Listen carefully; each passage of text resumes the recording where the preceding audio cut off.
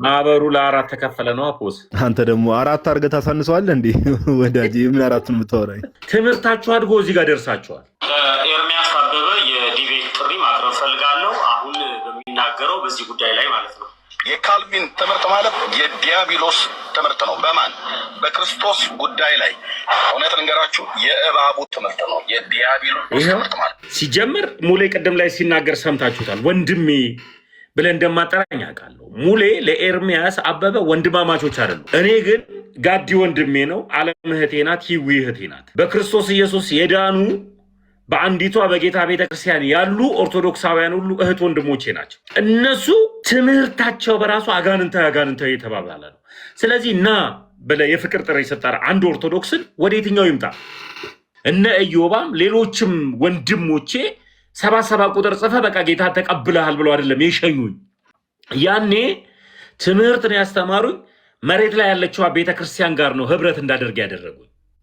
ስለዚህ መሬት ላይ ያለችዋ ቤተክርስቲያን አባት አማካኝነት ስርዓቴን እና ዶግማዬን ቀኖናዬን ከጣስኩኝ ስርዓት እንዲይዝ እደረጋለሁ ማለት ነው። አያችሁ፣ ሚዲያ ላይ አይደለም የምታገደው፣ ሚዲያ ላይም አይደለም እንትን እምለው። ፕሮቴስታንቲዝም የሆነው አስተምሮ ግን ሰሙ የተቀበለው አምላክ ከምንድን ነው ሲባል 7 ቁጥር ጽፎ ነው ቲክታክ ላይ የተቀበለው ከነቀለሜ ከነ ፓስተር ሳላ ነው ጌታን ያስቀበለው። ስለዚህ 7 ቁጥር ጽፎ ነው ጌታን የተቀበለው። መሬት ላይ ያለችዋ ቸርች ደግሞ ሄዶ ተጠመቀባት የተባለችዋ ደግሞ ሚዲያ ላይ መታ ደግሞ አገደችው ማለት ነው። አስተምህሯቸው የተለያየ ነው እንዳያችሁት። ሙለታ ቀለሜ እንዲህ ቤት ይጠራዋል። ቀለሜ ደግሞ የሙለታን ትምህርት ደግሞ አጋንታ ይለዋል። ማህበሩ ለ4 ለ5 ለ6 ነው ብትንትን ያለው። አሁን ካስታወሳችሁ ዮናታን አክሊሉ ኦርቶዶክስ ተዋሕዶ ላይ ሲተነብይ ምንድን ያለው? ኦርቶዶክስ ተዋሕዶ ለ2 ስትከፈል አየው፣ ማህበሩ ለ2 ሲከፈል አየው ነው ያለው። ቲክታክ ላይ ያለው ግን 4 ብቻ አለ፣ 5 6 ነው የተከፋፈለው። ሀብታሙ ቦረና ሌላ የራሱ የሆነ ርዕስ አለው። አቤላ ቡና ሌላ የሆነ ርዕስ አለው። አማን ሻሎም ሌላ የሆነ ርዕስ አለው። ኤፍሬም ባለጊዜ ሌላ የሆነ ርዕስ አለው። እነ ጌርሳም ሌላ ርዕስ አላቸው። እነ ኤርሚያስ ሌላ ርዕስ አላቸው። እነዚህ ሁሉ ሰዎች ግን አንዲቷን የጌታ ቤተክርስቲያንን ግን ለመንካት ግን ና ወደ ጌታ ሄዱ። ወደ የትኛው ጌታ ትመጣለህ? አንቺስ የእነሱ ተከታይ የሆንሽ እህቴ፣ የእነሱ ተከታይ የሆንክ ወንድሜ ወዴት ነው የምትመጣው? እውነት አምላካችሁ አንድ ከሆነ እግዚአብሔር የስርዓት አምላክና ስርዓትን የሚከተል በስርዓት ደግሞ ህዝቡን የሚመራ አምላክ መሆኑን ካወቃችሁ እግዚአብሔር የመጀመሪያ ጊዜ እርስ በርስ ተበላልተን እግዚአብሔር ፍቅር ነው ብሎ ካስተማራችሁ እርስ በርስ ተባልታችሁ አስተምሯችሁ ተበታትኑ እርስ በርስ ዲቤት የምትገቡበት ያክል ሉተራውያን ወጥተዋል። አሁን ዞሮ ዞሮ ሚዲያ ላይ ካሉ ጴንጤዎች ወጥተዋል ሉተራውያን። የሉተራውያን አስተምሮ ጥግ ደርሷል። ከፔንቴኮስታል ጋር አይገናኝም። የካልቪን አስተምሮ ጥግ ደርሷል። ከፔንቴኮስታል ጋር አይገናኝም። ፔንቴኮስታሉም ደግሞ ከፔንቴኮስታሉ ጋር ደግሞ ፒስ አይሆንም። ለምሳሌ ያክል ኤርሚያስ አበበ የሚያስተምረውን አስተምሮ ኤፍሬም ባለጊዜ አስተምረው ፍቅር እንደሌላቸው የምታውቁት አምላካቸው የፍቅር አምላክ እንዳልሆነ የምታውቁት ኤርሚያስ አበበና ኤፍሬም ባለጊዜ አንድ ገስት ላይ አታዩዋቸው። በያው እግዚአብሔር ፊት ነው የምነግራችሁ። ዳጊ ከአማን ሻሎም ጋር አብሮ አንድ ገስት ላይ አታዩትም። ፍቅር የላቸውም። አምላካችን ፍቅር መሆኑን ማሳየት መቻል አለብን ብለው አይደለም የሚመጡት እና አስተምሯቸው ልክ ስላልሆነ ፕሮቴስታንቲዝም እዚህ ቲክታክ ላይ መጥተዋቸው ብትንትናቸው ወጥቷል። ስለዚህ ብትንትናቸው ወጣ የት ልግባ ብላችሁ የምታስቡ እህት ወንድሞቼ አንድ ማምለጫ አለ፣ አንድ መሸሸጊያ አለ። እሱም ከድንግል ማርያም የተወለደው ክርስቶስ ኢየሱስ ነው። እሱ ለአንዴና ለመጨረሻ ጊዜ ደሙን አፍስሶላችኋል። ደሙን ያፈሰሰላችሁ ክርስቶስ ኢየሱስ አስታርቋችሁ በአንዲቷ በጌታ ቤተክርስቲያን ውስጥ ትኖራል። ኑ አምልጡ ወዳልተከፈለችዋ ወደማትከፋፈሏ ወደ አንዲቷ ወደ ጌታ ቤተክርስቲያን ላለው ጋዲዬ እንኳን ደህና መጣ። አንተ ያለ ብዙ ለፈለፍኩ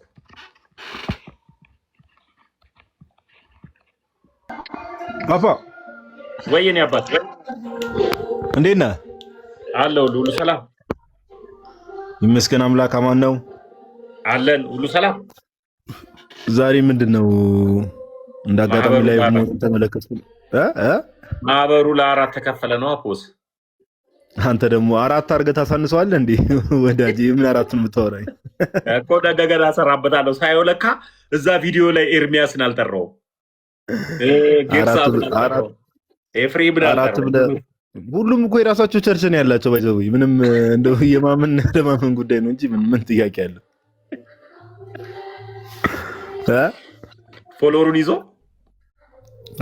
ሁሉም ቸርች አደረገው እኮ። አረ ዝም ብለው እንትን ነው ያው ይሄ እኮ የሚጠበቅ ይሰማል። ፓፓ ድምጼ? አዎ ትሰማለህ ቦስ? አይ ቲንክ እየረፈደ ነው መሰለኝ የሚደርሰው። አምናሹ ትሰማለህ ነበር? ኦኬ። አይ ምንድነው እንደዚህ አይነት ነገር ላይ አንድ ማስተዋል ያለብን ነገር አሁን ፕሮቴስታንቱ እንዲሆነ የሚለው ነገር እኛ አይደንቀንም። ፕሮቴስታንቱ ዓለም ላይ ያለው ነገር ለምንድነው የማይደንቀን ከተባለ አሁን እንደው ቲክቶክ ላይ እዚህ እዛ የሚሉ ልጆች ጋር ሳይሆን ተሜ የእምነት አባቶቻቸውን ሄደን መመልከት በቂ ነው። ይሄ በመንፈስ ቅዱስ ማዕከል ሳያደርግ የተመሰረተ ቤተክርስቲያን አይ ቲንክ ተሜ እንትን እያደረገ መሰለኝ። ሚዩት አድርግልኝ ወዳጅ አንዴ ከይቅርታ ጋር ላይቭን አልኩ ማይክ ያንተን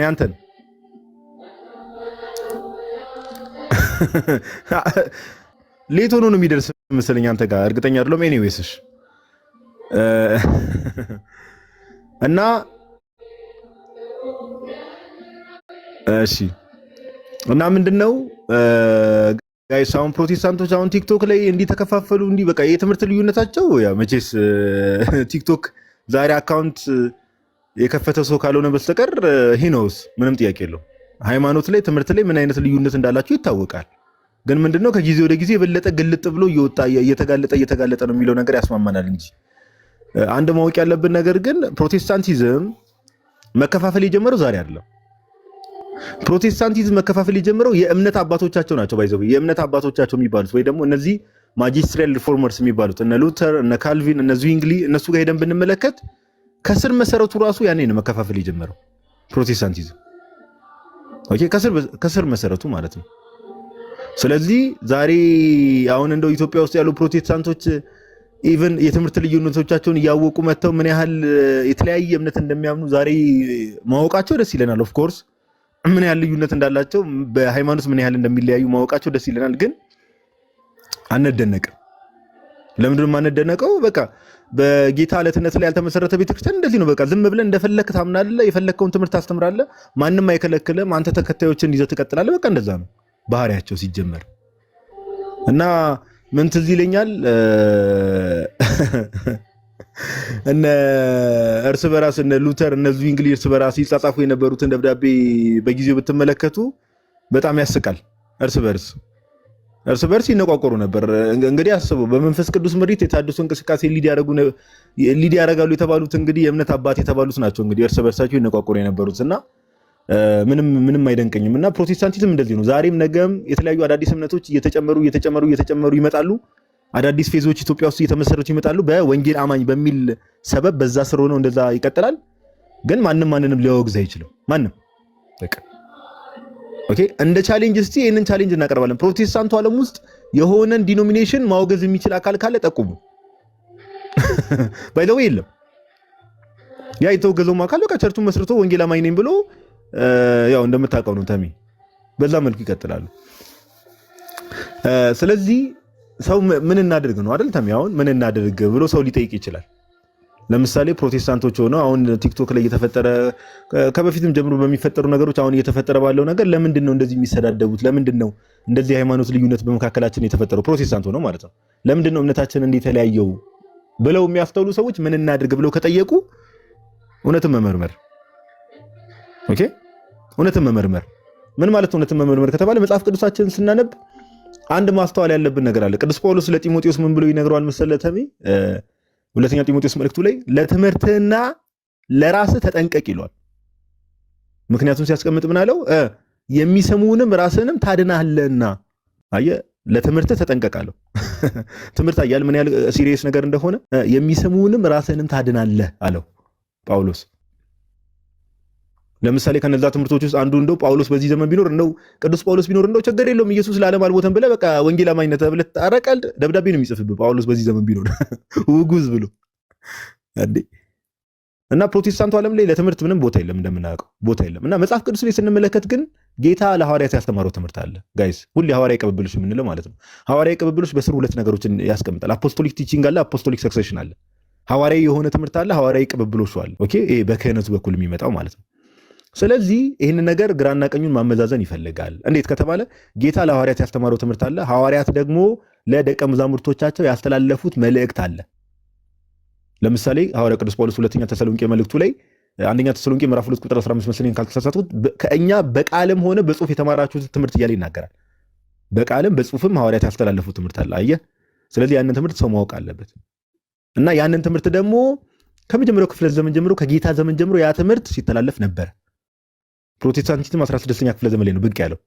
እንዳጠቃላይ ለ1500 ዓመት ቤተክርስቲያን ነበረች። ፕሮቴስታንቲዝም ከመታሰቡ በፊት ቤተክርስቲያን ነበረች።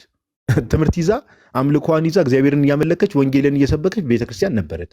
ስለዚህ ሰው ያንን ቤተክርስቲያን መፈለግ አለበት እንጂ በዚህ ደረጃ የትምህርት ልዩነት፣ በዚህ ደረጃ የሃይማኖት ልዩነት ያለበት ህብረት ውስጥ ሰው ምን ያደርጋል? ምን ያደርጋል? ምን ያደርጋል? ደስ ያለን ያመንከ የዘላለም ሕይወት ታገኛለህ የሚል አይነት ህብረት ውስጥ ምን ያደርጋል ሰው? እንዴ አንቺን በሃይማኖትሽ እኔም በሃይማኖት የሚለው እኮ ለቴዲ ዘፈን ብቻ ነው የሚሰራው እኮ። በእርግጥ እሱም ዘፈኑ ላይ ሙስሊሞችን ነው አድሬስ ያደርገው በጊዜው፣ ግን ይሄ ለዘፈን ነው የሚሰራው እንጂ ትክክለኛ ሃይማኖት ላይ የመዳን ትምህርት ላይ አንቺን በሃይማኖትሽ እኔም በሃይማኖቴ፣ አንተም የፈለግከውን እመን እኔም የፈለግኩትን አምናለሁ፣ እኔ ኢየሱስ እንዲህ ነው ብዬ አምናለሁ፣ አንተ ኢየሱስ እንዲህ ነው ብለህ እመን፣ ችግር የለውም። ሰው ድነቱን ያጣል ብለህ ብታምን ባታምን ችግር የለውም። መልካም ስራ ያስፈልጋል ብለህ ብታምን ባታምን ችግር የለውም። እንደውም አንድ ልጅ አንድ ላይ አይቼ ነበር እዚህ ቲክቶክ ላይ ነገሩን ለማሳጠር አንድ ክቡር ኦር ምናምን የሚባል ልጅ አለ፣ ፕሮቴስታንት ነው። ምን ብሎ ላይቭ ገብቶ ነበረ? ለመዳን ብቸኛ ማመን ያለባችሁ ነገር አለ ኢየሱስ ጌታ ነው ብለህ ብቻ ማመን በቂ ነው ብሎ ተናግሮ ነበር። ላይቭ ለጥፎ ገብቶ ማለት ነው። አየህ፣ ፕሮቴስታንቲዝም ወደዚህ ሊድ ነው የሚያደርገው። ሁሉንም ትምህርት በስላሴ ማመንም በለው ምንም በለው እነዚህ ነገሮች ሚስጥራት ላይ ያለውን ትምህርት ነገረ ክርስቶስ ላይ ያሉ ዲቴል ትምህርቶችን ተወይልና በቃ በኢየሱስ ጌታ ነው ብለህ ካመንክ ችግር የለውም ትድናለህ ወደሚል አይነት ሐሳቢ ሰዎችን ያመጣልና ፕሮቴስታንቲዝም ኢንዳይሬክትሊ ሰዎችን ብዙ ሰዎችን ወደ ኢንዲቪጁዋሊዝም ነው የሚያመራው። በቃ ብዙ ሰዎች ነን ዲኖሚኔሽናል የሆኑ ሰዎችን ብትመለከት ህብረት የሌላቸው በቃ ቤት ቁጭ ብዬ ከጌታ ጋር እገናኛለሁ፣ ቸርች ሜዳ አያስፈልገኝም፣ ህብረት ማድረግ አያስፈልገኝም የሚል ማይንድ ሴት ያላቸው ሰዎች ከፕሮቴስታንቲዝም ይወጡ ናቸው። ስለዚህ ሰው ቆም ብሎ ግራና ቀኙን ማመዛዘን በዚህ ደረጃ ልዩነቶች፣ የትምህርት የሃይማኖት ልዩነቶች መከፋፈሎች ሲመጡ እኔ እንደዚህ አይነት ህብረት ውስጥ ምን አደርጋለሁ ብሎ ቆም ብሎ እውነትን መመርመር ያስፈልጋል ለማለት ያክል ነው። እግዚአብሔር ያክብርልን። ፓፓ ጋዲ ክበርልኝ የኔ አባት፣ ቃልት ያሰማልን። በጣም በሚገርም ሁኔታ ነው እንትን ያልከው። ይሄን ሐሳብ ብዙ ሰው ሲለኝ ሰምቼ አውቃለሁ። ሲንደር ላይ ሌላ ሚስጥር ሳታወሪ ላውርድሽ። ከዚህ በፊት አንድ ሰው የሆነ ነገር ብሎኝ ነበረ። እንዲህ ከአስተማሪዎች መካከል ጋድዬ ምን አለኝ መሰለ፣ ኢየሱስ ክርስቶስ ሁለት ባህሪ ያለው ስለምትሉ በየትኛው ባህሪው ተራበ ብዬ ጠየቅኩት። ስጠይቀው አንተ በየትኛው ባህሪ ተራበ በየትኛው ባህሪ አልተራበ ብለህ ምን አፈላሰፈ? ኢየሱስ ያድናል ካልክ እኮ በቂ ነው እኮ፣ በቃ አዳኝነቱን ካወቅ በቂ ነው የሚል ነገር ነው የመለሰልኝ። አይ እኮ አዳኝ ነው የምትለው ኢየሱስ ስንት አካል ስንት ባህሪ ያለው እሱን ነገር በቃ ያድናል ብሎ ነው የዘጋልኝ እዚሁ ላይቭ ላይ። እና መመለስ ሲያቅተው ነው የወረደው። ኢየሱስን ራሱ አለመረዳት፣ ኢየሱስን ራሱ ተረድቶ አለመከተል ሰው ስላሴን ሳያምን ይድናል ማለት ስህተት ነው። ሰው ቅድስት ስላሴን ማመን መቻል አለበት። ተረድቶ ማመን ካልቻለ የዘላለም ሕይወት የለውም። እንደሱ ከሆነ ኢየሱስ ብለው የሚጠሩ ኦሊጂሰሶችም አሉ። ስለዚህ አተኩራችሁ ልትማሩ የሚገባው ነገር ይሄኛውም ደግሞ ትምህርት ደግሞ እርስ በርስ በታትኗቸዋል። ለምሳሌ ያክል አንድ ኦርቶዶክስ ወደ እናንተ ሊመጣ ቢፈልግ ወደ የትኛው ትምህርት ይምጣ? እስኪኑ መልሱ ብትባሉ አትመልሱ። ለምን ቢባል አንዱ ያንዱን ትምህርት አጋንንታዊ ትምህርት እያለ እየጠራ ነው። ኤፍሬም ባለ ጊዜ የዳነ ሰው ድህነቱን አያጣም የሚለውን ትምህርት ይህ ከልት አጋንንት የሆነ ትምህርት ነው ብሎ ኤፍሬም በግልጽ ይቃወማል። ኤርሚያስ አበበ በግልጽ ይቃወማል። ነገር ግን ደግሞ ኤርሚያስና ኤፍሬም ባለ ጊዜም ደግሞ ትምህርታቸው የተለያየ ደግሞ አላቸው። ኤርሚያስ ኢየሱስ ክርስቶስን አሁንም ጭምር ይለምንልኛል ብሎ ያምናል። ኤፍሬም ደግሞ ኢየሱስ ክርስቶስ አስታርቆኛል ብሎ ያምናል። አሁን አይለምንም አይለማመጥም ብሎ ያምናል። ግን ኤፍሬም ባለ ጊዜና ኤርሚያስ ፔንቴኮስታሎች ናቸው። ይለያያል ትምህርታቸው። ስለዚህ ኑ ብላችሁ የፍቅር ጥሪ ስትጠሩ ወደ የትኛው ነው የሚመጡት? እኔ ኑ ወደ መዳን መንገድ ኑ ብዬ በጠራቸው እምጠራቸው የመዳን መንገድ አውቀዋለሁ። እኔ ወደ ዳንኩበት ነው። እኔ ወደ አረፍኩበት ነው።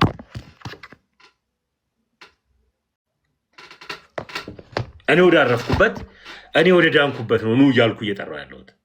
ስለዚህ ፕሮቴስታንቶች እናንተ የምትጠሩት ሰው ይሄው በግልጽ ድሮ ጋዲሳ ነበረ ለሙለታ ዲቤት የሚጠራው፣ አኬ ነበረ ለኤፍሬም ባለ ጊዜ የሚጠራው፣ ኢዮብ ነበረ ለኤርሚያስ የሚጠራው። አሁን ትምህርታችሁ አድጎ እዚህ ጋር ደርሳችኋል።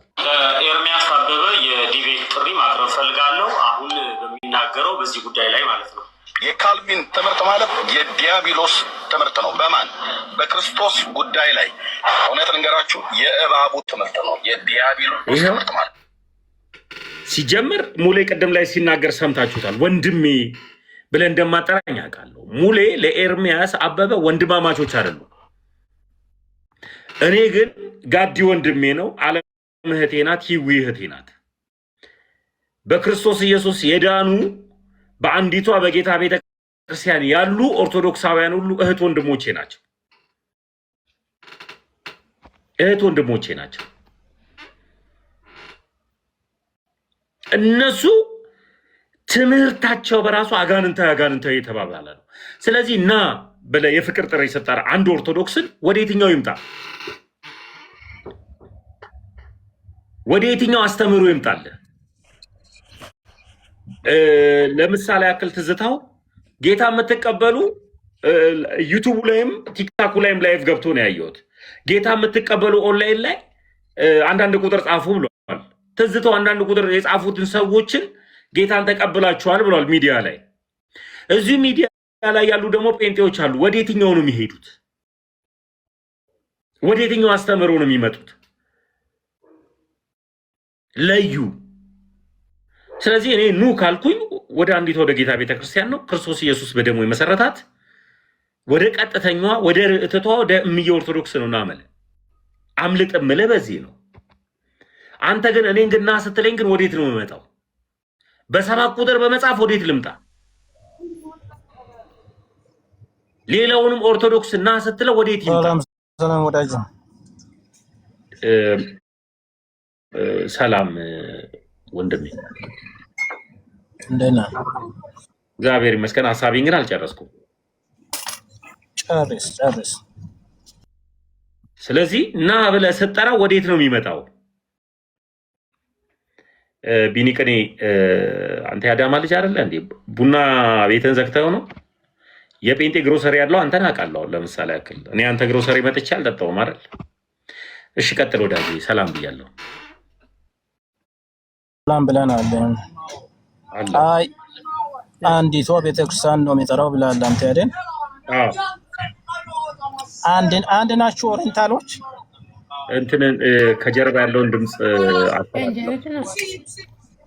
ኦሪንታሎች አንድ ናችሁ ወይ? ከጀርባ ያለውን ድምጽን አስተካክለው። ምን አልከኝ? ከጀርባ ሻይ ቅጠል ምናምን ሸቀጣቸው ሰዎች ድምጽን አስተካክለው። አይ አሁን አይሰማም እኮ ድምጽን አስተካክለው እኮ አልኩህ እኮ ዳጅ። እሺ ሚውት አድርግልኝ። ምን አይነት ሰው ነው? በመድኃኒዓለም ሆሬንታል ምናምን ከማለት በፊት መጀመሪያ እዛ ከጀርባ ኦሪየንታል አላልኩም ወዳጄ፣ ድምፅህን አስተካክል እኮ አልኩህ እኮ። ታሚ ይሰማል? ኧረ ይሰማል ጋር አሁን የገባው ወንድማችን ሰላም ላንተ ይሁን። ሰላም። ምን ኦሪየንታል ስትል ነው የሰማው? ምንድን ነው ያልከው? የተናገርከው አልሰማሁም። ለምሳሌ ማን ናቸው ኦሪየንታል? እስቲ ዘርዝርልኝ። ኦሪየንታል ኦርቶዶክስ የሚባሉት እሱን አንተ ታውቃለህ። እኔ አይ ነገረኝ እንጂ ወዳጅ። ምን አገባኝ ታዲያ? ቆይ አይ ስለማያገባ ነገር ቆይ አንዴ ተረጋጋ። ለምሳሌ እሺ ሊንገሪ ማን ናቸው? ሚውት አድርግ ሊንገሪ። ኦኬ ጉግል ላይ ሰርች እያደረክ ነው? ቶሎ በልሽ፣ እየጠበቅኩ ነው። ኖ ጉግል አንተ ባለ ጉግል አንተ ነህ። እሺ ቀጥልሽ። የኢትዮጵያ አንድ እሺ፣ እናንተ ማለት ነው። የኤርትራ እሺ፣ የግብፅ እሺ፣ አርሜኒያ እሺ፣ ሂንድ ማለት ሂንድ ማለት ስለዚህ አርሜኒያ የለችበትም ነው። ኢንዲያ፣ አርሜኒያ አምስት አልሆነ የቀረ የለም። የቀረ ካለ አንተ ሙላ በቃ አሁን ምን ቆይ አንዴ ተረጋጋ። ቆይሽ ረጋ በል። አሁን ቆይ አንዴ ስማኝ። አሁን ምን አደረግን መሰለህ? ዛሬ አዲስ እውቀት አገኘ እዚህ ቤት በመግባት። ኦሪየንታል ኦርቶዶክሶች እነማን እንደሆኑ አታውቅም ነበረ፣ ዛሬ አወቅ። ስለዚህ ቤቱን ታመሰግንና ማለት ነው። አሁን እየተወራ የነበረው ወዳጅ እንዲህ ሚውት አደርጋለሁ እኮ ምንም መጮህ አያስፈልገውም። ተረጋጋና ስማ። አሁን ምን መሰለህ እየተወራ ያለው ስለ ኦሪየንታል ኦርቶዶክስ ሳይሆን ስለ ፕሮቴስታንቱ ዓለም ላይ ስላለው ልዩነት ነው እየተወራ ያለው እኮ። አንተ አንድ ነህ ወይ? እኔ ጥያቄ አንተ ከሌሎች አንድ ነህ ነው? በዶግማ አንድ ነህ ነው? ታርገኝ ፕሊስ። ካልሆነ አላረኩም እኔ ብልግና ኧረ ወዳጅ ፖለቲክሱን ተውና እስቲ እሺ ልዩነታችንን ንገረንሽ። አንድ ናችሁ ወይ? ጥያቄ እኔ ጥያቄ ይሄ ነው። ለምሳሌ ልዩነታችንን ንገረን። ኢትዮጵያ ኮፕቲክ እና ኢትዮጵያ ሰማይና ምድር ልዩነት አለ? የለንም። የለንም ስለ ይሰማል አትበለኝ ወዳጅ፣ በደንብ እየሰማኝ ነው። የለንም። ልዩነቱን ንገረኝ። ብልግና ነው ካልሆነ አይ ይሄ ተሚ ምንም ሙቀት የሌለው ሰው ማንንም ሚውት ሳያደርገው ነው ይያዝ እንደሆነ አይንታ ጋቲ ለምን እኮ እንደገባ እኮ አላውቅም እኮ እኔ ራሴ እኮ አይ ሙዱ ገብተዋል ግን አይደል? እስቲ ልዩነታችንን ንገረን ስለው ይሰማል ይላል። መርጦ እየሰማ ምን እናድርገው? ቀጥል ተሚ ሐሳብን ጨርስ። ለማንኛውም አይ ቀደም የሆነ ሊቀባጠር እንደሆነ ስለገባኝ ነው። አይ ወዴትኛው ነው የምትጠሩን? ስትጠሩን ወዴት ነው የምትጠሩን? ስታወሩ ደግሞ በጌታ አሁንም ስትመጡ መጽሐፋችሁ ስለማይቀር አንድ ቁጥር ሁለት ቁጥር ብላችሁ ስለምትጽፉ እኛ እኔ በእኔም ጋዲም ሌላም ወንድሞች እና አኬም እና ኢዮብም ሲከፍቱ የመዳረቅ ሱስ የለባቸውም። እኔ በራሴ ሰልችቶኛል መከራከር፣ መማማር፣ መነጋገር፣ መወያየት ነው የምፈልገው። ይህ ስድብ፣ ትችት፣ ነቆራ አልፈልግም። ሁሉም ደግሞ ኦርቶዶክሳዊ ወጣት ደግሞ እንደዚህ አይነት ነገር ውስጥ በቃ አድገናል፣ አንድ ደረጃ ከፍ ብለናል። በትላንትናው ሀሳብ እንዳታስቡ። ስለዚህ አሁን ኤርሚያስ አበበ ኦርቶዶክሳውያንን ስጠራ ወደ የትኛው ኢየሱስ ነው የሚመጡት? ኤርሚያስ አበበ ጌታን ተቀበሉ ያልከው ሰውዬ ወደ ቃለ ሕይወት መሄድ ይችላል ለሚባል ከዚህ በፊት መርጬ ነው ምልከው፣ እዚህ ሚዲያ ላይ ጌታን ከተቀበላችሁ መርጬ ነው ምልከው ብላችሁ ነው ቸርች የምትመርጠው። አንድ ሰው ወደ ቃለ ሕይወት መሄድ ይችላል? አይችልም። ነገር ግን አንተ ግን ያስተማርካት ልጅ ግን ሄኖክ ነቢይ ሄኖክ ጋር እንድትሄድ ታደርጋለህ ለሚባል አንተ የተቀበልከውን አይነት አስተምህሮ ሄኖክ ስለሚቀበል ማለት ነው፣ ትንቢቱንም ሌላውንም። ስለዚህ እርስ በርስ አጋንንታዊ ከተባባላችሁ አሁን ለሁለት አይደለም የተከፈላችሁት። ካልቪንና ፔንቴኮስታል አይደለም፣ ሉተራውያን አሉ በመካከላችሁ ትልቅ ዳገት የሆኑ። አኬ መጥቶ ሉተራውያንን ቅጥቅጥ አድርጎ ብትንትናቸው ያወጣቸው ማለት ነው። እንዲያውም እዚህ ሚዲያ ላይ የተወሰነ ሉተራውያን በስተው አልነበረም። አኬ መጥቶ ትምህርታቸው ከልት እንደሆነ አሳይቶ ብትንትናቸው ወጥቶ ተደራጅተው የነበሩ ሰዎች በጠቅላላ ብትንትናቸው ነው የወጣው። ሉተራውያን አሉ። ሉተራውያን ከሌሎች አስተምሮ ጋር አይደለም አስተምሯቸው። ስለዚህ ትምህርትን የለያያቸው አሁን ይሄ አስተሳሰብ ወይም ሌላ ነገር አለም። ትምህርትን ይለያያችሁ። ትምህርት ከለያያችሁ ደግሞ አስተምህሮ ያድናል። እኔ ሃይማኖት ያድናል ብዬ ስነግር እውነተኛው የጌታ ትምህርት ያድናል፣ አስተምህሮ ያድናል። እናንተ ጋር ግን ያለው ግን አስተምህሮ ያድናል ብላችሁ እንኳን አታምኑ። ለምቢባል እንዲያውም መዝሙር አላችሁ ሃይማኖት ኢየሱስ ክርስቶስ ከሌለው ሃይማኖት ራሱ ገዳይ ነው የሚል ሃይማኖት የሚለውን እንኳን መዝሙሩን ያወጣው ትልቅ ዘማሪ ነው፣ ታምራት ነው። በፕሮቴስታንት ቤት ውስጥ ትልቅ ቦታ ያለው ዘማሪ ነው ፓስተር ታምራት። ኢየሱስ ክርስቶስ ከሌለው ሃይማኖት ራሱ ገዳይ ነው የሚለው ትምህርት አስተምህሮ ዝማሬ ልክ አይደለም። ሃይማኖት ማለት ግዕዝኛ ከሆነ አመነ ከሆነ ሰው በእምነት እንደሚድን እያመንክ እምነት ብቻ እያልክ በመዝሙር ግን ሃይማኖት ገዳይ ነው ትላለህ።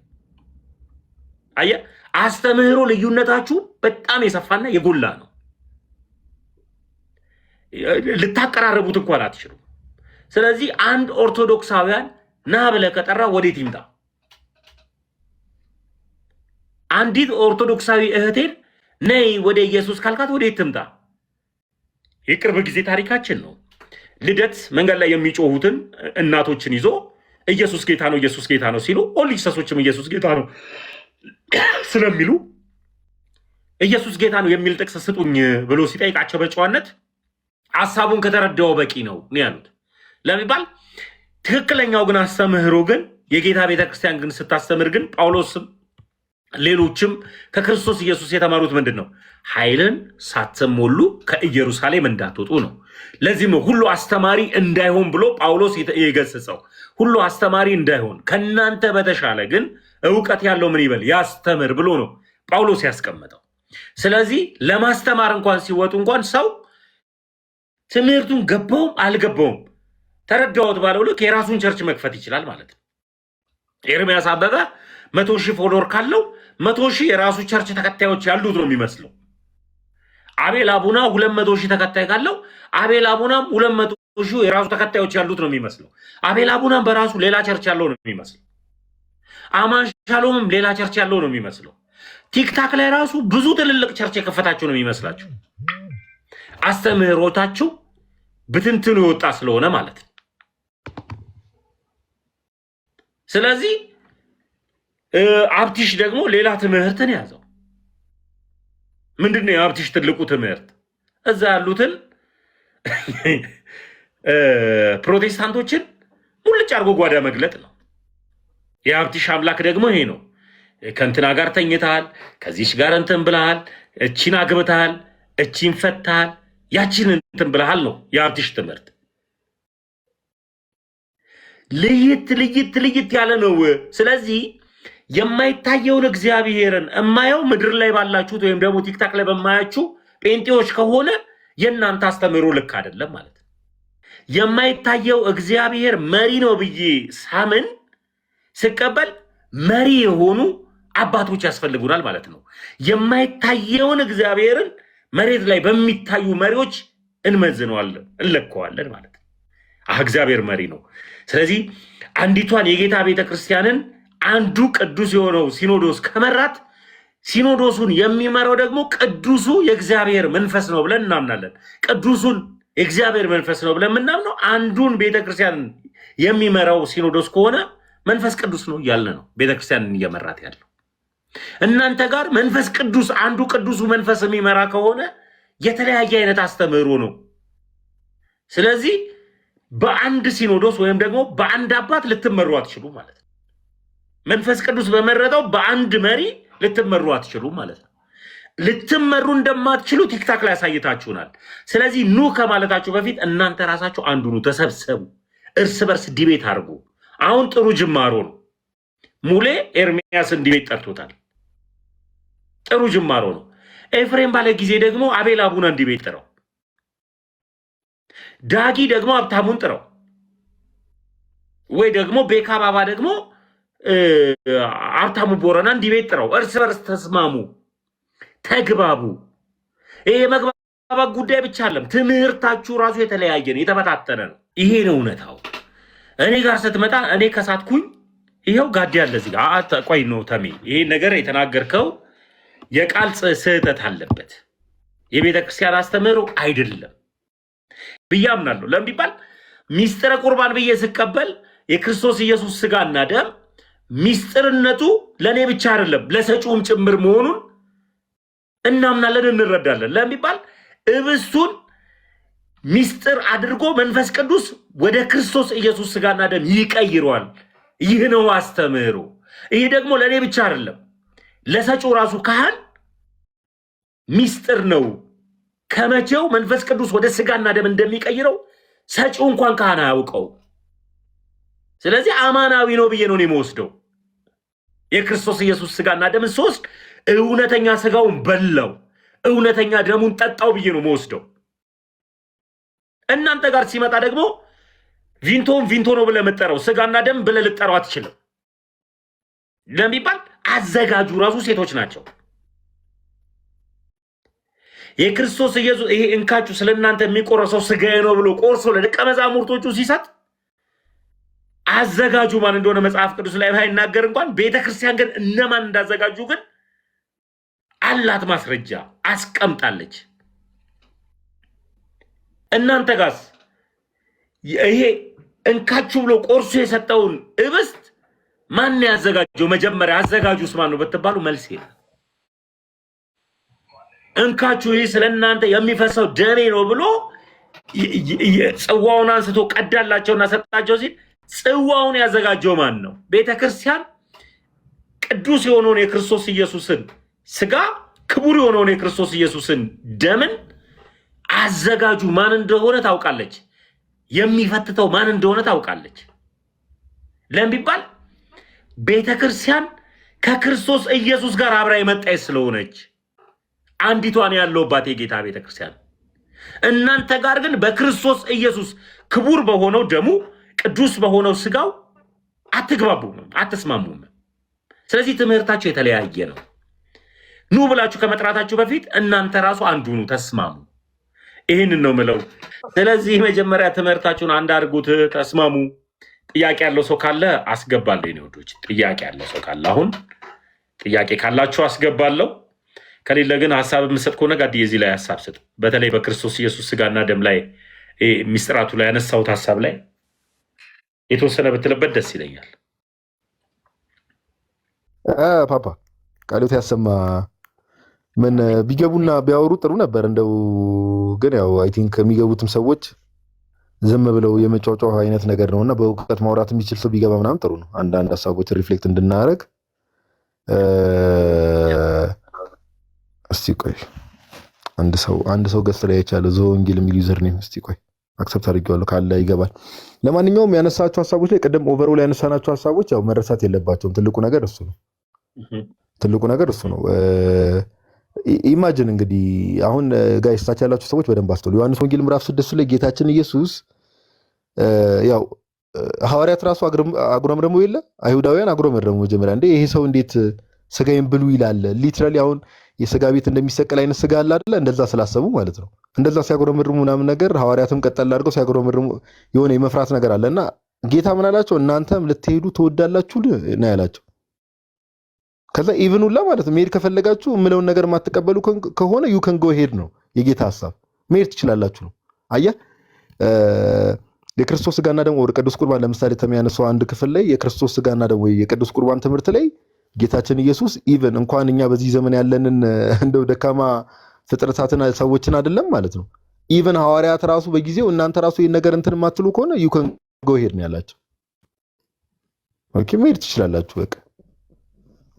ስለዚህ አሁን እንዴ መሰለ አሁን በጣም ትልቅ ችግር የሆነው ምን እንደው ታውቃለህ ተሚ ጌታን ማምለክ ጌታን መውደድ ጌታ መስበክ ምን ማለት ነው የሚለው ነገር በጣም ብሶ ግራ ገብቶታል። ማጆሪቲ ስፔሻሊ ደግሞ እንደዚህ ካሪዝማቲክ እንቅስቃሴ ውስጥ ያሉት ማጆሪቲ ኦፍ ዘም ዝም ብሎ እንደው ይሄ እንደ መፈክር ኢየሱስ ኢየሱስ እያሉ መጮህ ቃሉን በተደጋጋሚ መናገር ክርስቶስን መስበክ የሚመስላቸው ሰዎች አይደለም ባይዘው። ኦኬ ለምሳሌ ክርስቶስ ኢየሱስ በህይወት ይሰበካል። በህይወት ምን ማለት ነው? በህይወት ይሰበካል ማለት ጌታችን ኢየሱስ ምን ብሎ ተናገረ? ብርሃናችሁ በሰዎች ፊት እንዲሁ ይብራ አለ ማቴዎስ ወንጌል ምዕራፍ 5 ላይ። ሰዎች እናንተን አይተው የሰማዩ አባታችሁን ያመሰግኑ ዘንድ ብርሃናችሁ በሰዎች ፊት ይብራል። አየህ እኛ ክርስቲያኖች ስንሆን በጽድቅ መንገድ ስንመላለስ፣ በቅድስና መንገድ ስንመላለስ ሰዎች እኛን አይተው በእኛ ውስጥ የተገለጠውን በእኛ ውስጥ የሚሰራውን ክርስቶስን ወደ እርሱ ይቀርባሉ። አንደኛው መንገድ ይሄ ነው።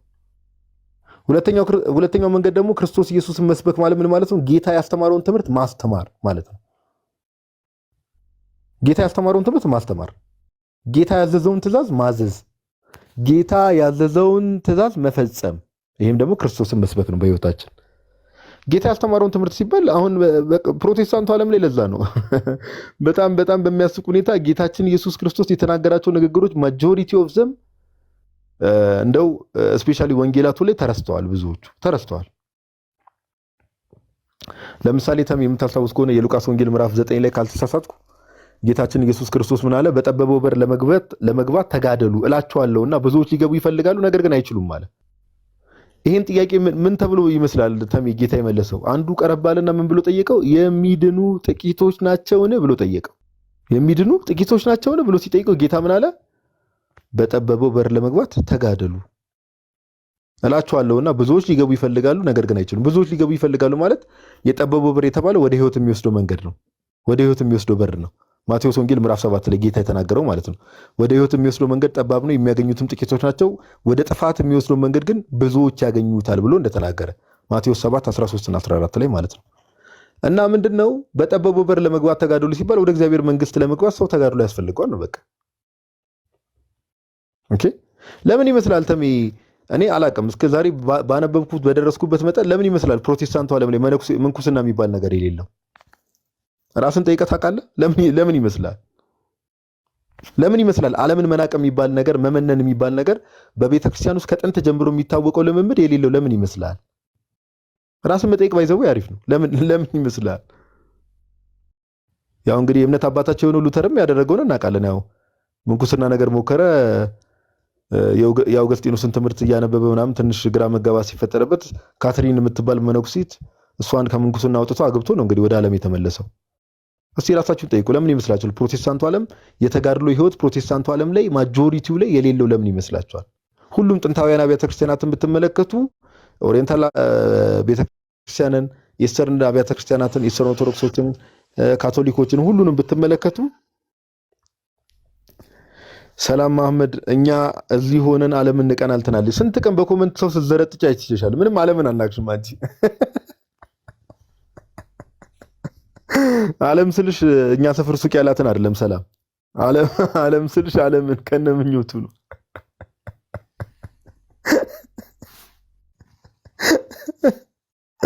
እንዴ ዓለም ንቅ ያሉ ብላ ሙርት ይዛለች እና ኢቭን ካቶሊኮች ሁሉ አላቸው። እነዚህ ጥንታውያን አብያተ ክርስቲያናት ካቶሊኮች፣ ኢስተር ኦርቶዶክሶች እና የኛንም ኦሪየንታል አብያተ ክርስቲያናት በቃ የምንኩስና ህይወት ገብቷል። ዓለምን ንቀው በጸሎት እየተጉ በተጋድሎ ህይወት የሚኖሩ እንዳለ ጥንታውያን አብያተ ክርስቲያናት አላቸው። በኋላ ላይ የመጡት ግን ሴጣን ምን ያህል የተጋድሎ ህይወትን እንደሚጠላ አንዱ ማሳያ ባይዘው ይሄ ነው። አየህ በክርስትና ስም የተቋቋሙ የሆኑ ግሩፖችን ሰበሰበ እንትን አለና በቃ ያንን ህይወት የመንቀፈቅ ያንን ህይወት የመሳደብ ያንን ህይወት ልክ አይደለም የማለት ነገር ብዙ ሰዎች ጋር እንመለከታለን። ኦኬ እና ሰላምዬ ምን እኮ እንደምትሳደቢ ጌታ ያውቃል እኮ የኔ እናት። አሁን ኮመንት ላይ ስለጻፍ የሚቀየር ነገር የለም። ታይ በቃ ኧረ ቅድም ለገብታ የሆነ ቤት ሰዎች እንዳይከተሉኝ አድርጌ ገስት ገብቼ ነበርና እነ መሲ ጋር እኔን ሙልጭ አድርገሽ ስትሰድቢያል ነበር። ሰላምዬ ተይው የለም በኮመንት እንኳን።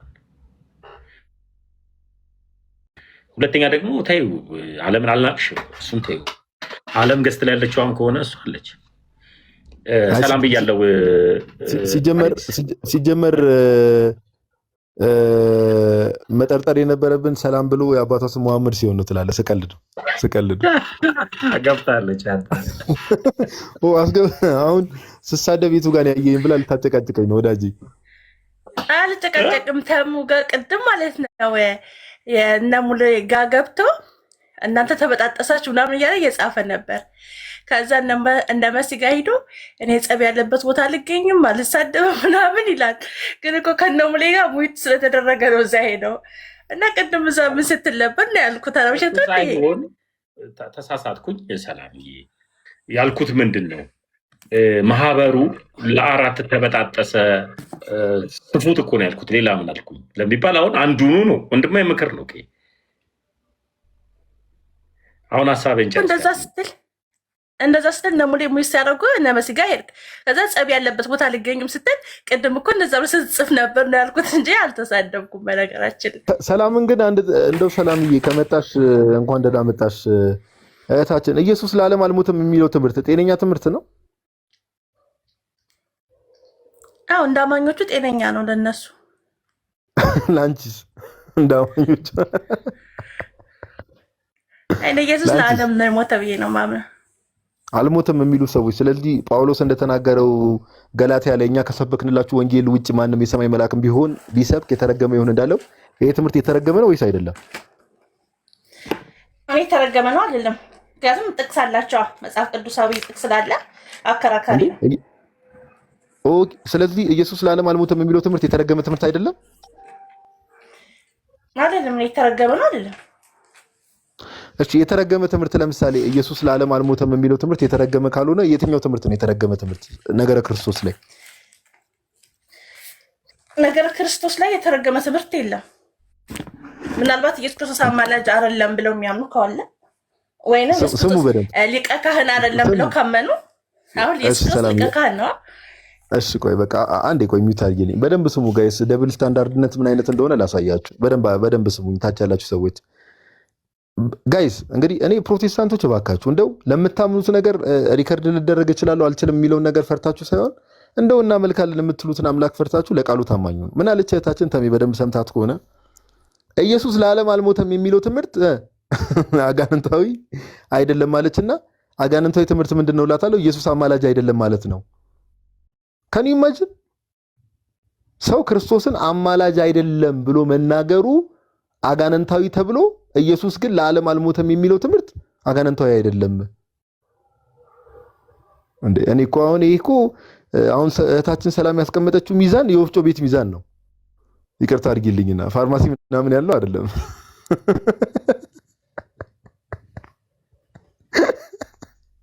እግዚአብሔር ጋር ቪዲዮ አጠፋለሁ።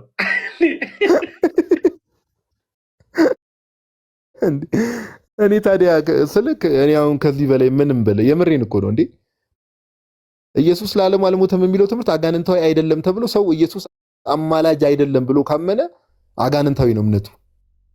እና ለምን እንደምጠቀም ልንገርሽ። ለምሳሌ ጳውሎስ የተረገመ ይሁን ሲል ኢቭን የሚያስተምሩ ሰዎች ነው አይደል? ጳውሎስ የተረገመ ይሁን እያለ ያለው ነው የሚያስተምሩት ሰዎች ነው። ከክርስቶስ ውጭ የሆነ ትምህርት የተረገመ ይሁን ብለዋል። አዎ፣ ስለዚህ ትምህርቱ ብቻ ሳይሆን የሚያስተምሩ ሰዎችን ነው አይደል? ጳውሎስ የተረገሙ ይሁን እያለ ያለው። አዎ፣ አሁን ለምሳሌ እናንተ ኢየሱስ ክርስቶስን ምልጃና መካከለኛ ተቀበሉ፣ ሊቀ ካህንነቱን አትቀበሉም። ከተቀበላችሁ እንግዲህ ይቅርታ ወይ ሰላም። የኦርቶዶክስን ትምህርት አታውቂም ማለት ነው። እኔ እናት እንዴ! አረ በደንብ ነው የምንቀበለው። ታይ መካከለኛነቱን ሊቀ ካህንነቱን ትቀበላላችሁ፣ ግን አሁን ላይ ትቀበላላችሁ። አሁን መካከለኛ ነው፣ አሁን ሊቀ ካህን ነው። አዎ መካከለኛ ነው፣ ሊቀ ካህን ነው። ሊቀ ካህን እኮ የሆነበት ጌታችን ኢየሱስ ዋናው ምክንያት ምን መሰለሽ?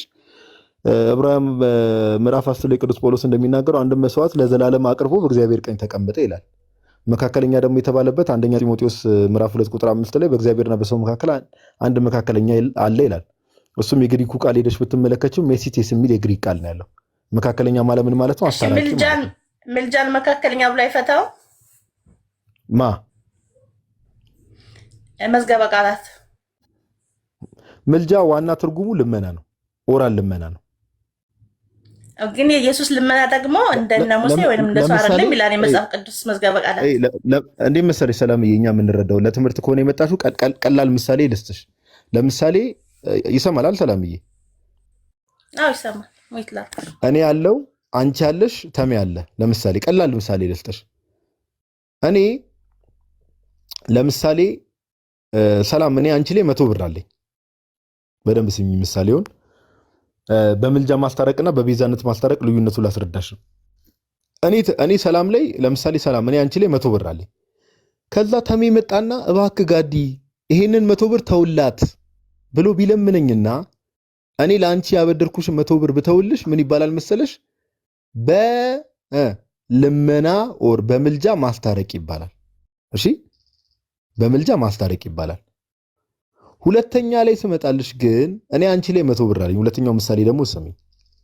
ተሜ መጣና ግን አልለመነኝም። ምን አለኝ? 100 ብሩን መጥቶ ሰጠኝ። በቃ ሰላም ላይ ያለ 100 ብር ይሄ ነው ብሎ ቢሰጠኝ ምን ይባላል? ይሄ ምትኩ ነው። ኦር አንቺ ላይ የነበረውን ዕዳ ከፍሎ ማስታረቅ፣ ይሄ በቤዛነት ማስታረቅ ይባላል። አላየሽ? ስለ ክርስቶስ ኢየሱስ ስናወራ ሁለተኛ ላይ ያለውን አፕላይ የሚያደርገው በልመና አይደለም። ጌታ ያስታረቀን ቤዛ በመሆኑ ለዛ ነው እዛው አንደኛ ጢሞቴዎስ ምዕራፍ 2 ቁጥር 6 ላይ ስለ ቤዛነቱ በገዛ ዘመኑ ስለ ቤዛነቱ ይናገራል። አንደኛ ጢሞቴዎስ ምዕራፍ 2 ቁጥር 6 ላይ አየሽ። ስለዚህ ስለ ክርስቶስ ስንናገር በቤዛነቱ እንዳስታረቀን እናምናለን። ያ አንዴ ሰራው ማምናለሁ እኮ በምልጃ አላስታረቀንም። ታዲያ በምልጃ መቼ አስታረቀን አልኩኝ? ታዲያ በምልጃ ካላስታረቀን አማላጅ እንዴት ይባላል? አሁን ላይ ኢየሱስ ክርስቶስ አማላጅ ነው ወይስ ፈራጅ ነው? እሺ አሁን ላይ ስትይ አማላጅ ነው ስትይ እየለመነ ነው ማለትሽ ምን ማለትሽ ነው? እኔ እየለመነ ሳይሆን አንድ ጊዜ የሰራው ስራ ለዘላለም ዳግመኛ እስከሚመጣ ድረስ ያማልዳል። ማለት ምን ማለት ነው ያማልዳል? እሱ ነው ማማለድና ማስታረቅን እኮ አንቺ ነሽ አንድ አድርገሽ ሰላምዬ የፈታሽው። አንድ አድርገሽ እኮ እየፈታሽ ያለሽ አንቺ ነሽ። አሁን እኮ ምሳሌውን ያመጣውልሽ ለመሰለሽ ሰላምዬ፣ ቅድም ያመጣውልሽ ምሳሌ በምልጃ ማስታረቅ አለ፣ በቤዛነት ማስታረቅ አለ። የክርስቶስ ኢየሱስ በቤዛነቱን ያስታረቀን አየሽ፣ በቤዛነቱ። እኔ እኮ ስራ ጥያቄ የለኝም። ኢየሱስ ክርስቶስ በቤዛነቱ እንዳስታረቀን እናውቃለሁ። ኢየሱስ ክርስቶስ ሳይሞት በፊትም እንደጸለየ አውቃለሁ። በጸሎት ማልዷል። ግን ያስታረቀን በቤዛነቱ ነው ብለን ነው የምናምነው። ግን አሁን ኢየሱስ ክርስቶስ እናንተ ፈራጅ ነው ብላችሁ ስለምታምኑ ፈራጅ ከሆነ አሁን ኢየሱስ ክርስቶስ ፈራጅ ነው ወይስ አስታራቂ? አሁን ላይ አሁን እኮ አየሽ እንዴ ክርስቶስ ፈራጅም አስታራቂም ነው ዛሬ እንዴ ፈራጅም አስታራቂም ነው። ፈራጅ ወይስ ተብሎ የሚቀመጥ ነገር የለም። ለምን እንደሆነ ልንገርሽ ሰላምዬ። ለምሳሌ ዛሬ አሁን አንቺ ወደ ኢየሱስ ትጸልያለሽ አይደል?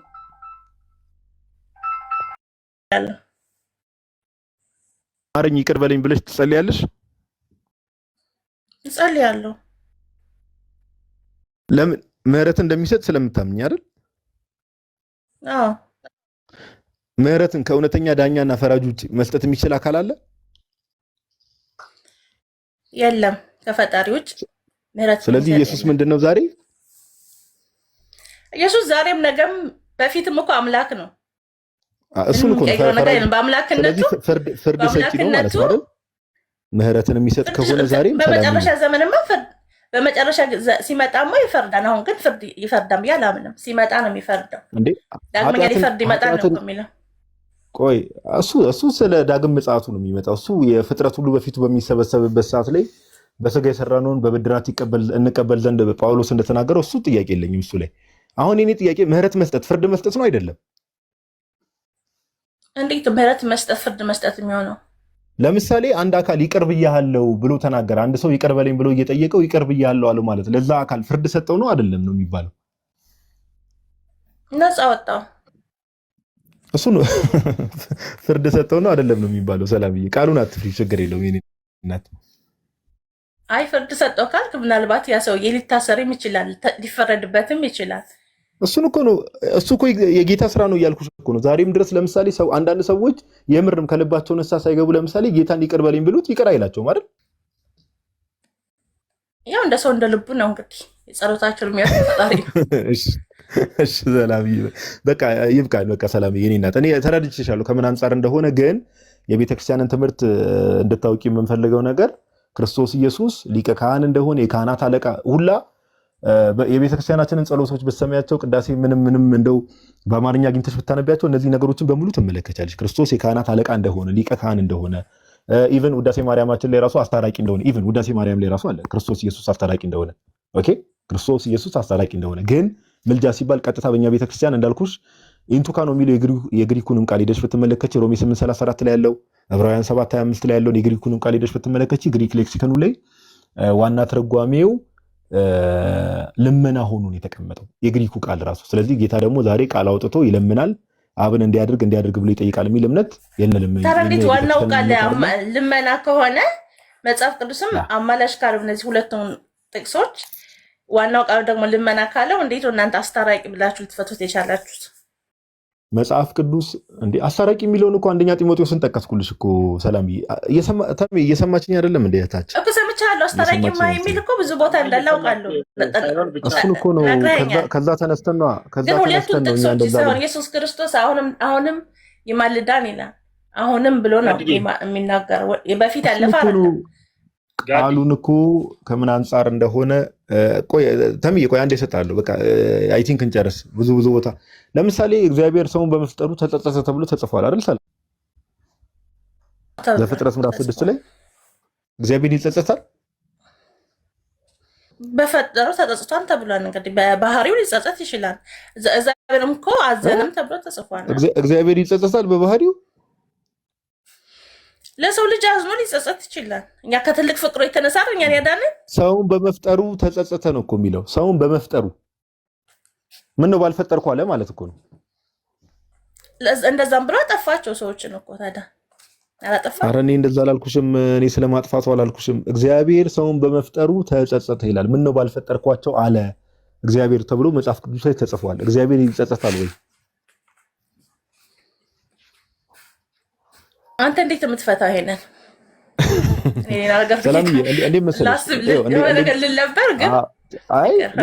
ለምሳሌ ቀለል አድርጌ ላስረዳሽ። ለምሳሌ አንድ አካል የሚጸጸተው ነገ የሚፈጠረው ነገር ካላወቀ ነው አይደል? ይችላል እንዴ? ነገ የሚፈጠረው ነገር እያወቀ ሰው ይጸጸታል? አንዳንድ ጊዜ የሚሆነው ነገር እያወቀን እኮ እናደርጋለን። ግን እሺ በቃ ማድረጉን እኮ አይደለም ፖይንቴ። ሰላም ብዬ መጸጸት ማለት ምን ነው ባላደረኩት ማለት ነው አይደል? አዎ ምን ነው ባላደረኩ ነው። ስለዚህ የሆነ ነገር እንደሚፈጠር እያወቅሽ ምን ነው ባላደረኩት ያለሽ ቀድመሽ፣ አሁን ለምሳሌ የሆነ ነገር እንደሚፈጠር እያወቅሽ ምን ነው ባላደረኩት ልትያቺ ማለት ቀድመሽ እውቀቱ ካለሽ ያ ነገር እንደሚፈጠር በሁለት ሊፈታ ይችላል። ግን ካንተ ላለመቃረን እሺ ሊሆን ይችላል ለፈጣሪ ከሆነ አሁን ለምሳሌሽ አንዳንድ ቃላቶች ለምሳሌ ከእግዚአብሔር አንጻር ሲነገሩ አሁን ቅድም ያነሳሽውን ሐሳብ ነው።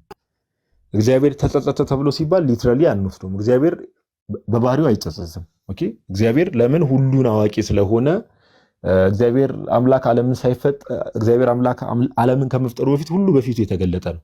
ኦኬ ዛሬ የሚፈጠረው ነገ የሚፈጠረው እስከ ዓለም ፍጻሜ የሚፈጠረው ነገር በሙሉ እግዚአብሔር አምላክ በባህሪው አዋቂ ነው። ስለዚህ እግዚአብሔር ተጸጸተ ሲባል አንዳንዴ ከሰውኛ አንጻር የሚጻፉ ቃላቶች አሉ። ኦኬ ቃላቶች ተጻፉ ማለት ግን መጽሐፍ ቅዱስ ሙሉ መጽሐፍ ቅዱስን ሚዛን ላይ ያስቀምጣሉ። መጽሐፍ ቅዱሱ አጠቃላይ ስለዚህ ትምህርት ምን ይላል ነው እንጂ አንድ ሁለት ቃላት ላይ የሆኑ ሁለት ቃላት ላይ ቤዝ አድርገን ዶክትሪን አይመሰረትም። እሺ ሰላምዬ፣ ሁለት ቃላት ላይ ሁለት ጽሁፎች ላይ ሁለት ቴክስቶች ላይ ቤዝ ተደርጎ ዶክትሪን አይመሰረትም። ምን ለማለት ነው? ሙሉ የመጽሐፍ ቅዱስ ሐሳብ በዚህ ጉዳይ ላይ ምን ይላል ተብሎ ክርስቲያን እንደዛ መጽሐፍ ቅዱስን የሚረዳው። አሁን እኛ እንደ ሙስሊም አይደለም መጽሐፍ ቅዱስ መረዳት ያለብን። ኦኬ ሰላምዬ፣ እና ኤኒዌይስ ሌላ ጊዜ በሰፊው እናወራበታለን። ተሚ የምታወራት ከሆነ አውራት። እዚህ ላይ ይብቃኝ። አመሰግናለሁ። ቅድም ላይ ጠየካት ጥያቄ ላይ እኔ ትንሽ ጥያቄ ኖሮኝ ነው። ሰላምዬ ኢየሱስ ጋር ስትጸልይ አቤቱ የበደልኩን ይቅር በለኝ ነው የምትይ ወይስ ይቅር አትበለኝ ነው ብለሽ የምትጸልይው? ይቅር በለኝ ነው እንጂ ለምለው በፈሰሰው ደም ይቅር በለኝ ብዬ ጸልያለሁ። ኢየሱስ ክርስቶስም እስካሁን በስሜ ጸልዩ ስላለ በኢየሱስ ስም ጸልያለሁ። ለምን መሰለሽ ይህን ጥያቄ ጠየኩሽ? ኢየሱስ በዚህ ሰዓት ላይ ፈራጅነቱን እንድታይልኝ ነው።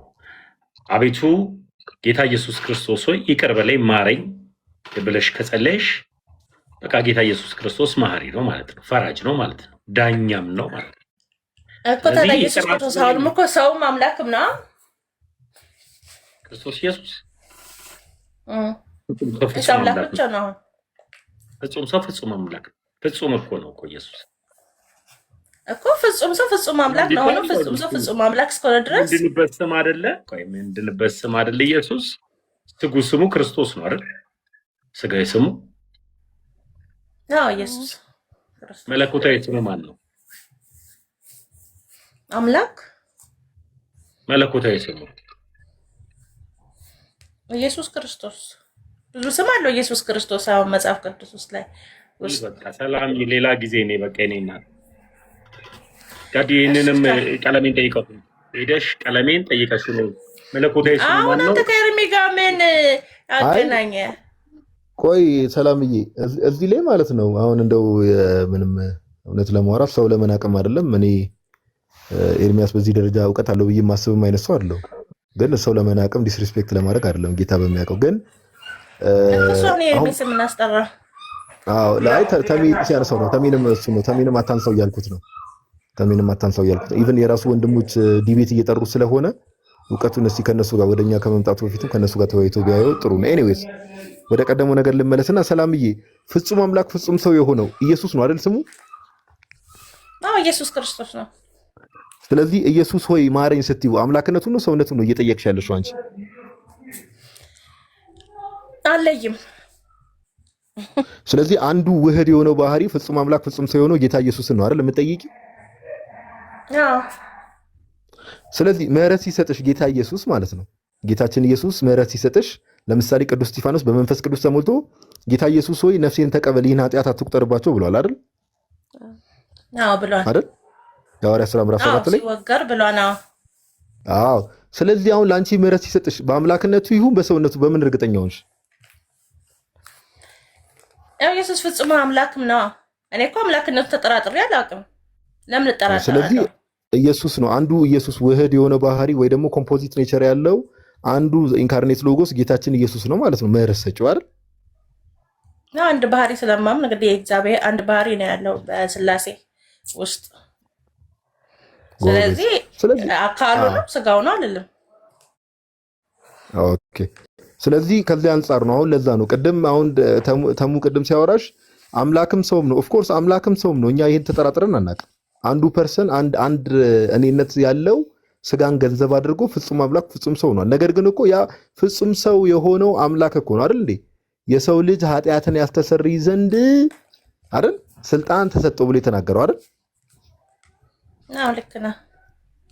ስለዚህ ክርስቶስ ሊቀ ካህን ነው። ዕብራውያን መልእክት ምዕራፍ 2 ቁጥር 17ን ሰላምዬ ብታነቢው ዕብራውያን መልእክት ምዕራፍ 2 ቁጥር 17 ላይ ጳውሎስ ምን ይለዋል መሰለሽ? ኢየሱስን የሚምር ሊቀ ካህን ይለዋል። ታውቂዋለሽ ይሄን ጥቅስ? ይለዋል። አየሽ፣ ስለ ኢየሱስ ሲወራ ጳውሎስ ሙሉ ዕብራውያን መጽሐፍ ያስፈልገውም ለዛ ነው። ከመላእክት ጋር ያወዳድረዋል። በብሉይ ኪዳን ከነበሩ የተለያዩ ካራክተሮች ጋር ያወዳድረዋል። ከብሉይ ኪዳን ሊቀ ካህናት ጋር ያወዳድረዋል። ግን ክርስቶስ ኢየሱስ እንደ ሌሎቹ አይነት ሊቀ ካህን አይደለም። ምን አይነት ሊቀ ካህን ነው ብለን ጳውሎስ የምጠይቀው ምን አለ? የሚምር ማለት ይቅር የሚል ሊቀ ካህን ነው። አየሽ፣ እዚህ ጋር ጥያቄ የለብኝም። በቃ ችግር የለውም። አመሰግናለሁ። በቃ እንደዛ ከሆነ ተባረኪ። በቃ ሌላ ቀን እናወራለን። ሰላምዬ፣ እግዚአብሔር ያክብርልን። እሺ፣ ተባረኪ ሰላምዬ፣ እግዚአብሔር ይባርክ። እሺ፣ አሌክስ ሰላም ብያለሁ። አሌክስ ሁላችሁ እንዴት ነህ? ሁሉ ሰላም? እግዚአብሔር ይመስገን። ቤተ እምነትን ከየት ቤተ እምነቴን ያባል? እኔ ወንጌል አማኝ የቸርች የሆነ ህብረት የምታደርገው አማኑኤል። መልካም። ምን ነበር ጥያቄ? አይ ቅድም ስለ ቅዱስ ቁርባን ስታወሩ ስለነበር በሱ ጉዳይ ላይ የኔ አቋም ለመታሰቢያ ነው።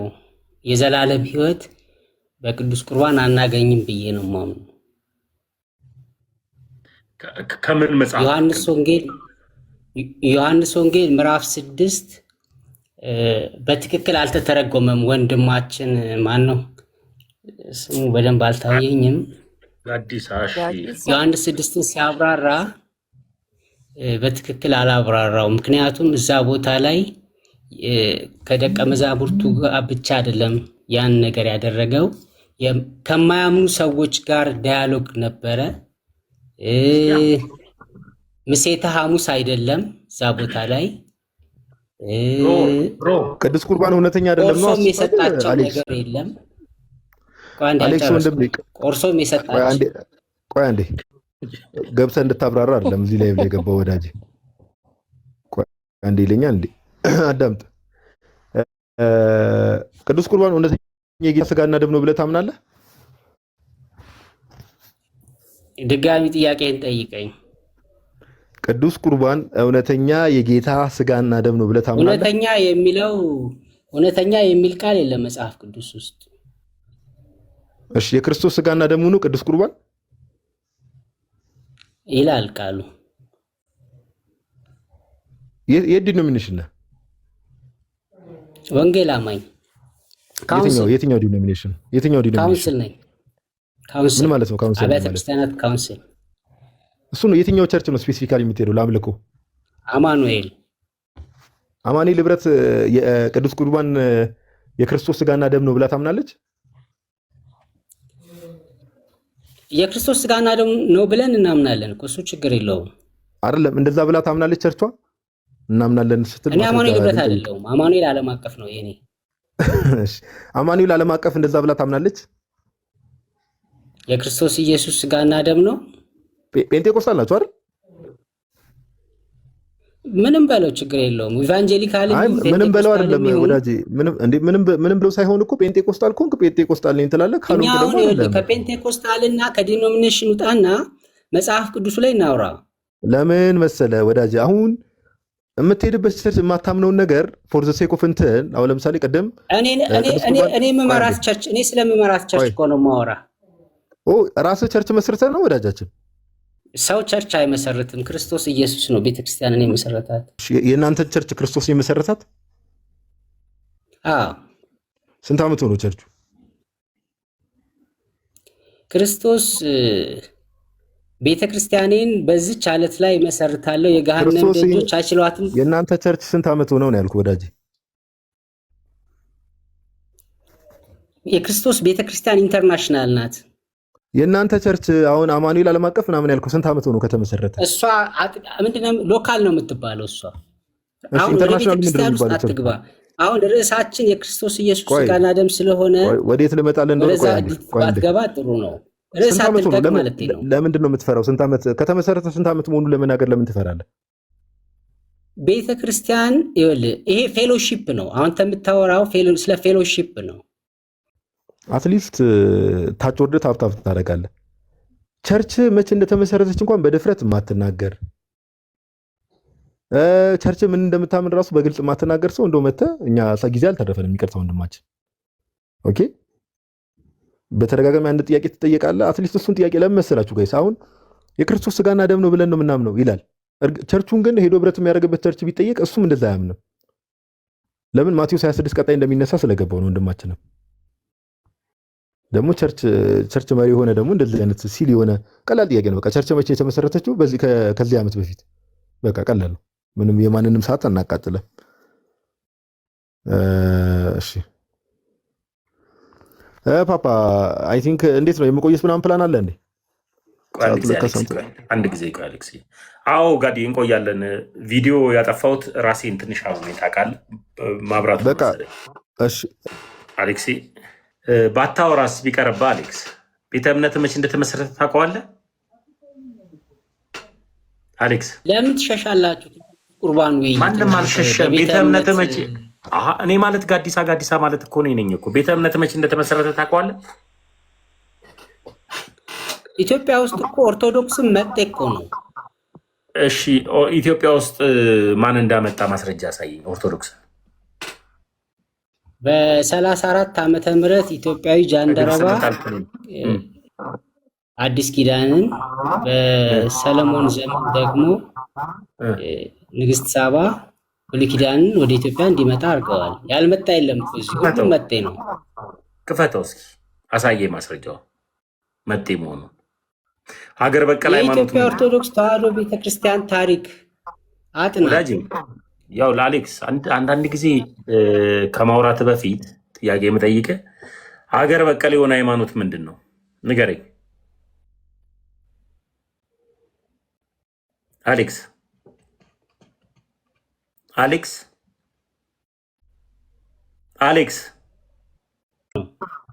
ከሀገር በቀል የመጣ ሃይማኖት ምንድን ነው? ኢትዮጵያ ውስጥ አለ ብትለው፣ ኢትዮጵያ ውስጥ በቀለ የምትለው ፍቅር ሲዝም ነው? ዋቄ ፈታ እኮ። ታዲያ እኮ አገር በቀል ከሆነ እኮ አማራውም ሊያከብረው ይገባ ነበር፣ ሌላውም ጉራጌውም ሊያከብረው ይገባ ነበር። ዋቄ ፈታ ኦሮሞዎች ናቸው የሚያከብሩት። አይ አማራውማ አማራ ያከብራል። የምታመልኩት ሰይጣን ነው ብል እንደዛ አንድ ጊዜ ሚዩት አድርግና ጥያቄ የምጠይቀን የአንተ ቤተ እምነት መቼ ዓመተ ምህረት ነው የተመሰረተው? አማኑኤል ህብረት መልስ ብቻ መልስልኝ፣ አትዘበላልድ ሌላውን